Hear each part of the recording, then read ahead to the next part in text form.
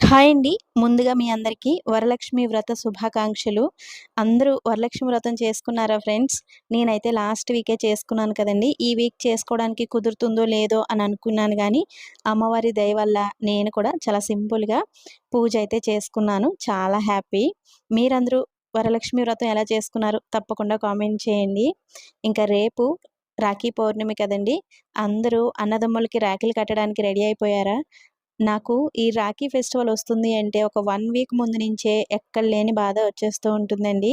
పెళ్ళయిన తర్వాత నేను అన్నయ్య వాళ్ళకి ఒక 2, 3 సార్లు మాత్రమే రాఖీ కట్టుంటాను. పిల్లలు చిన్నగా ఉన్నప్పుడు నాకు కుదిరితే ఊరు వెళ్ళేదాన్ని కానీ పిల్లలు స్కూల్‌లో జాయిన్ అయిన తర్వాత ఇంకా ఈ రాఖీ పౌర్ణమికి ఊరు వెళ్ళడమే కుదరట్లేదండి. చిన్నప్పుడు మా అన్నయ్య వాళ్ళకి రాఖీ కడితే అన్నయ్య వాళ్ళు ముందుగానే నాకు గిఫ్ట్ కొని సాయంత్రం వరకు నాకివ్వకుండా ఏడిపించేవారండి. మా అన్నయ్యలకి నేను కాకుండా ఎవరైనా ఫస్ట్ రాఖీ కట్టేస్తే నాకెంత కోపమొచ్చేదో, మా అన్నయ్యలకి నేనే కదా ఫస్ట్ కట్టాలి, ఎవరు కట్టారు అని చాలా కోప్పడిపోయేదాన్ని. ఇప్పుడు కూడా నేను పంపిన రాఖీ కట్టుకున్న తర్వాతే ఎవరి చేతైనా సరే వాళ్ళు రాఖీ కట్టించుకుంటూ ఉంటారు. నాకు ఇవన్నీ చెప్తుంటే తెలియకుండానే కళ్ళల్లో నీళ్ళొచ్చేస్తున్నాయండి. అసలే ఈరోజు శుక్రవారం కళ్ళల్లో నీళ్ళు అస్సలు తెచ్చుకోకూడదు.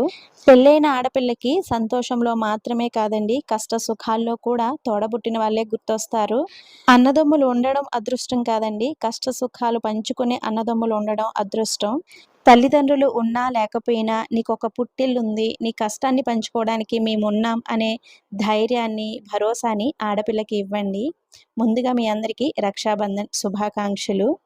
యూపీలో రక్షాబంధన్ చాలా పెద్ద ఫెస్టివల్ అండి. వీళ్ళందరూ చాలా బాగా సెలబ్రేట్ చేసుకుంటారు.